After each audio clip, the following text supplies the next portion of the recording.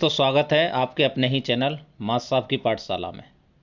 अगर आप पीठासीन अधिकारी हैं और अगर पीठासीन अधिकारी भी नहीं है, अगर आप P1 हैं तो भी इस वीडियो को आपको ध्यान से देखना है कि पीठासीन की डायरी और मतपत्र लेखा कैसे भरेंगे आप। सबसे महत्वपूर्ण दस्तावेज ये है कि सबसे ज़्यादा मतपत्र लेखा ही मांगा जाएगा आपसे। मेन वैल्यू मतपत्र लेखा की है, और क्यों है इसकी वैल्यू आपको आगे वीडियो में पता चल जाएगा।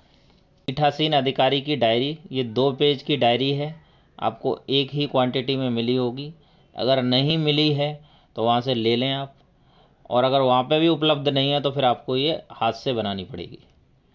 इसका ये फॉर्मेट है। कभी कभी होता है कि ख़त्म हो जाती हैं या नहीं मिल पाती हैं तो बनानी भी पड़ती हैं।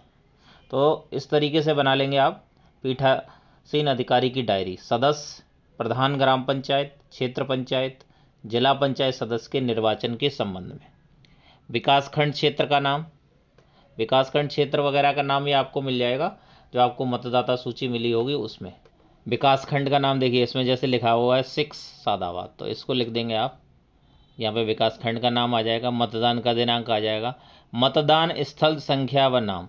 आपकी जो ड्यूटी लगी है वो मतदान स्थल पर ही लगी है, मतदान केंद्र पर नहीं लगी है। मतदान केंद्र बाय टर्म, मतदेय स्थल के अंदर मतदान स्थल आते हैं, तो मतदान स्थल संख्या व नाम लिख देंगे। जैसे इसमें है ये 26 प्राथमिक पाठशाला जो भी है, इसको भर देंगे आप। अब देखिए यहाँ पे आपको क्या करना है, मतदान स्थल किस प्रकार के भवन में स्थित है, सरकारी, अर्ध सरकारी, निजी, अस्थायी निर्माण। तो आप इसमें लिख देंगे कि किस प्रकार के भवन में है, उसी को मार्क कर दीजिए और को काट दीजिए। जिला मजिस्ट्रेट के आदेश के अंतर्गत नियुक्त मतदान अधिकारी की अनुपस्थिति में आपके द्वारा नियुक्त मतदान अधिकारी का नाम। अगर कोई चला जाता है आपके यहाँ से और दूसरा आता है तो उसका नाम, पदनाम, पता और कार्ड लिख देना है। फिर आता है उपयोग में लाई गई मतपेटिकाओं की संख्या। जिन मतपेटिकाओं में आपने बैलेट पेपर डलवाए हैं उनकी ही संख्या लिखनी है, सभी की नहीं लिख देनी है। यहाँ पे कुल संख्या मान लीजिए एक इस्तेमाल किया आपने या 2 इस्तेमाल किया तो उनका भर देंगे। और नंबर और क्रमांक अगर उस पर लिखे होंगे मतपेटिका पे तो वो लिख देंगे, नहीं लिखे होंगे तो इस पर डैश कर देंगे। अब प्रत्येक 2 घंटे में पड़े मतों की संख्या। 7 से 9 बजे तक कितने पड़े, 9 से 11, 11 से 3, ठीक है, 11 से 1, 1 से 3, 3 से 5। मतदान के प्रारंभ और समापन के नियत समय के आधार पर आवश्यक परिवर्तन किए जा सकते हैं। तो यहाँ पे या तो आप 3 से 6 कर लीजिए, अगर 3 से 6 नहीं करना चाहते तो एक लाइन और बढ़ा लीजिए, 5 से मतदान समाप्त होने तक एक लाइन बढ़ा लीजिए और यहाँ पे संख्या लिख दीजिए। इस तरीके से आपने कुल पड़े मतों की संख्या लिख दी है। अब देखिए यहाँ पे मतदाता सूची में दर्ज मतदाताओं एवं मतदान करने वाले मतदाताओं का विवरण है।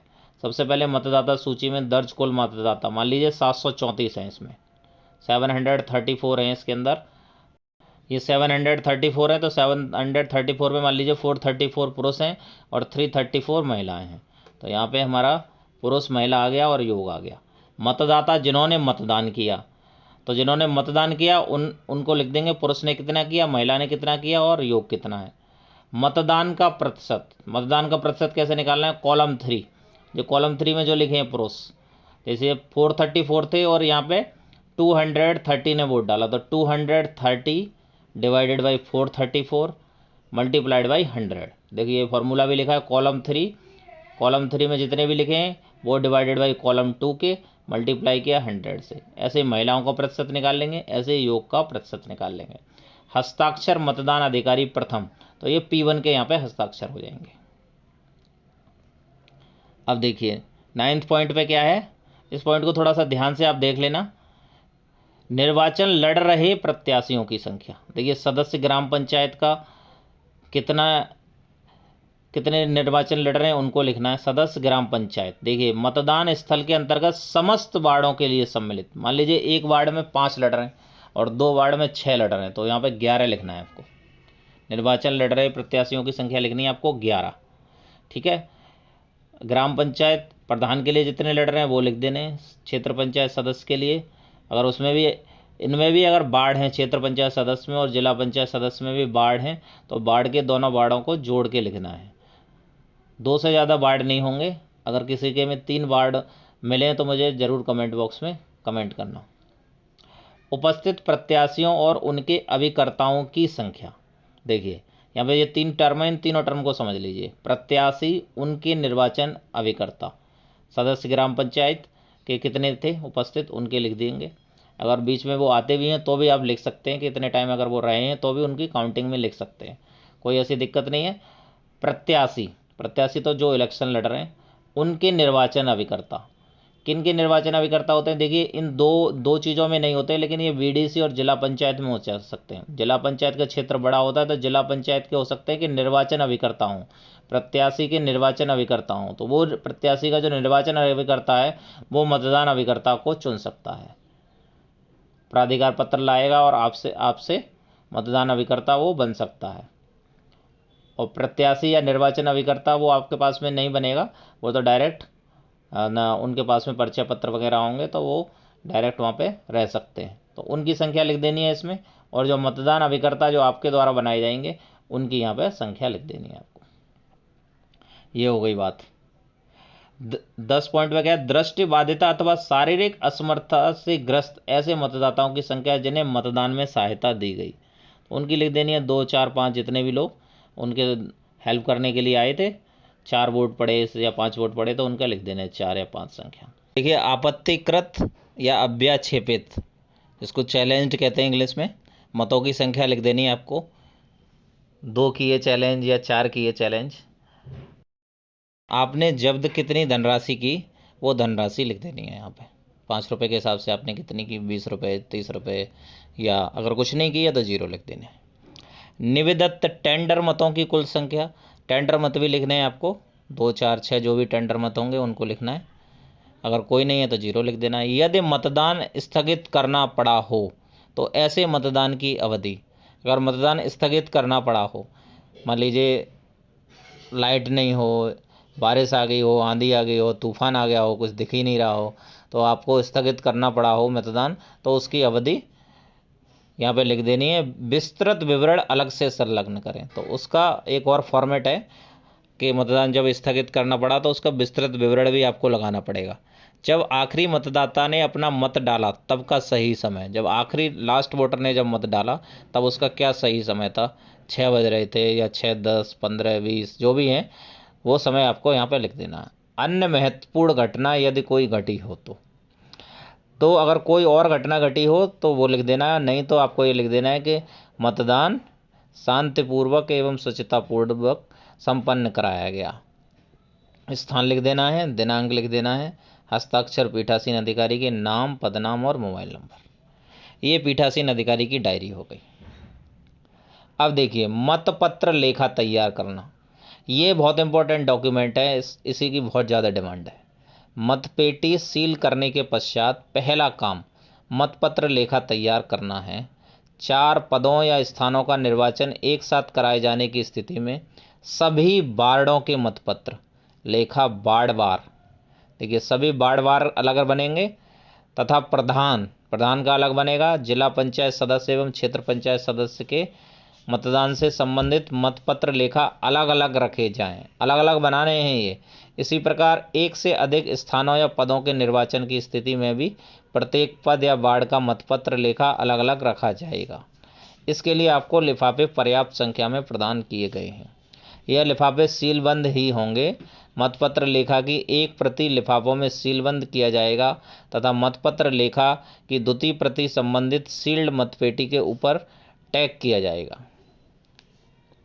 देखिए टैग नहीं करना है क्योंकि उसमें रिसीट मेमो में लिखा हुआ है कि आपको टैग नहीं, मतपेटी के ऊपर टैग नहीं करना, आपको अलग से देने हैं। ये सारे आपको कितने मिले हैं मतपत्र लेखा, भाग एवं भाग 2 भाग हैं उसमें, 20 अदद, मतलब 20 क्वांटिटी में मिले होंगे। देखिए भाग 2 में आपको कुछ नहीं करना है, मतगणना के समय भरा जाएगा ये। मतपेटी में पाए गए कुल मतपत्रों की संख्या, तो ये भाग 2 का कोई मतलब नहीं है, भाग 2 से मतपत्र लेखा से कोई मतलब नहीं है। देखिए कितना इंपॉर्टेंट है मतपत्र लेखा, जब काउंटिंग होगी तब इसमें काउंट होंगे, इससे मैच होगा ये, इसलिए ये बहुत ज़्यादा इंपॉर्टेंट है।